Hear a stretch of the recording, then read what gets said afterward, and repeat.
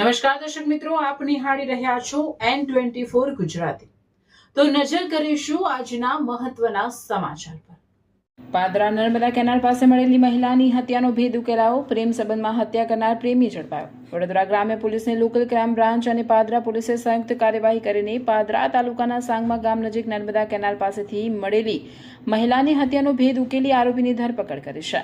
તપાસમાં મૃતકની ઓળખ ભરૂચ જિલ્લાના પાલેજની રહેવાસી પાર્વતીબેન નરેશભાઈ ઠાકોર તરીકે થઈ હતી। તેઓ વડોદરાની એસએસજી હોસ્પિટલમાં સફાઈ કર્મચારી તરીકે ફરજ બજાવતા હતા। પોલીસે સીસીટીવી ફૂટેજ અને ટેકનિકલ તપાસના આધારે મહેશભાઈ ગણપતભાઈ ચૌહાણની ધરપકડ કરી હતી। પૂછપરછ દરમિયાન આરોપીએ કબૂલાત કરી કે પાર્વતીબેન સાથે પ્રેમ સંબંધ હતો। બંને વચ્ચે સાથે રહેવાના મુદ્દે ઝઘડો થતા તેણે લોખંડની સળિયાથી હુમલો કરી તેમની હત્યા કરી અને મૃતદેહ નર્મદા કેનાલમાં ફેંકી દીધો હતો। પોલીસે આરોપી પાસેથી મૃતકનો મોબાઈલ, ગુનામાં વપરાયેલ મોટરસાયકલ તેમજ અન્ય પુરાવા કબજે કર્યા છે। સમગ્ર કાર્યવાહી વડોદરા ગ્રામ્ય પોલીસના ઓપરેશન પરાક્રમ અંતર્ગત હાથ ધરવામાં આવી છે। ગઈ તારીખ 11/7/2026 રોજ પાદરા પોલીસ સ્ટેશનમાં જાણ થયેલ કે સાંગમા ગામે ઓએનજીસી ના ગેટ પાસે કેનાલમાં એક અજાણી સ્ત્રીની લાશ પડી છે। જે અનુસંધાને પાદરા પોલીસ દ્વારા તપાસ કરવામાં આવતા ત્યાં સ્થળ પર એક અજાણી સ્ત્રીની લાશ કેનાલમાં અર્ધ ડૂબેલી હાલતમાં મળે તો તે અંગે ગુનો દાખલ કરી અને આઈજીપી સાહેબ વડોદરા રેન્જ પોલીસ અધિક્ષક સાહેબ વડોદરા ગ્રામ્ય ના માર્ગદર્શન નીચે વડોદરા ગ્રામ્ય એલસીબી, એસઓજી, ત્યારબાદ પાદરા પોલીસ અને વડોદરા ગ્રામ્ય ડિવિઝનના ડીવાયએસપી કિરણબેન ઠાકુર વગેરેની ટીમ બનાવી અને સૌપ્રથમ તો મરણ જનાર અજાણી સ્ત્રીની ઓળખ પ્રસ્થાપિત કરવી જરૂરી હતી।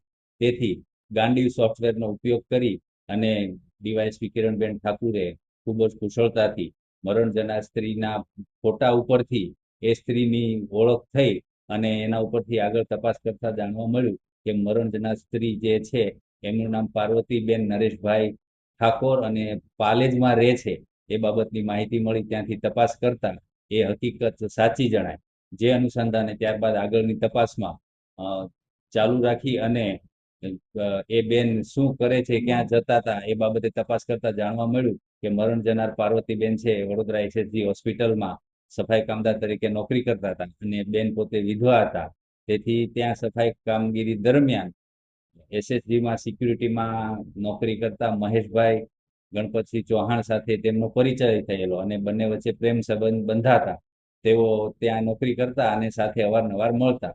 એ દરમિયાન ગઈ 11 તારીખે રાત્રિના આ પાર્વતીબેન અને મહેશભાઈ બંને ત્યાંથી મહેશભાઈના મોટરસાયકલ ઉપર નીકળ્યા અને સાંગમા કેનાલ પાસે આવી અને એ દરમિયાન બંને વચ્ચે બોલાચાલી થતા અને આ પાર્વતીબેન છે જે વિધવા હોય તે મહેશભાઈ સાથે રહેવા માંગતા હોય અને આ મહેશભાઈ એમને સાથે રાખવા માંગતા ન હોય।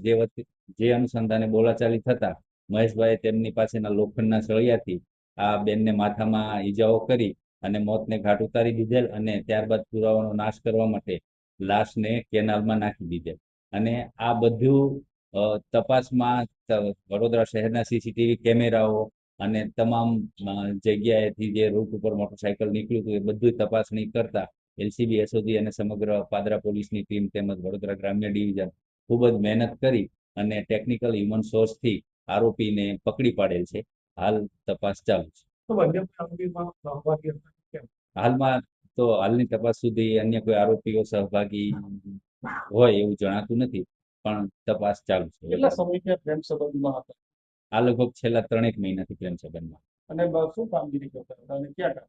એ બેન ત્યાં એસએસજી હોસ્પિટલમાં સફાઈ કર્મચારી તરીકે કામ કરતા હતા મરણ જનાર પાર્વતીબેન અને આ મહેશભાઈ ચૌહાણ છે એ એસએસજી હોસ્પિટલમાં સિક્યુરિટી ગાર્ડ તરીકે નોકરી કરતા પાદરા કેનાલ કેવી રીતે આવે? કયા કારણસર પાદરા કેનાલ સુધી આવે?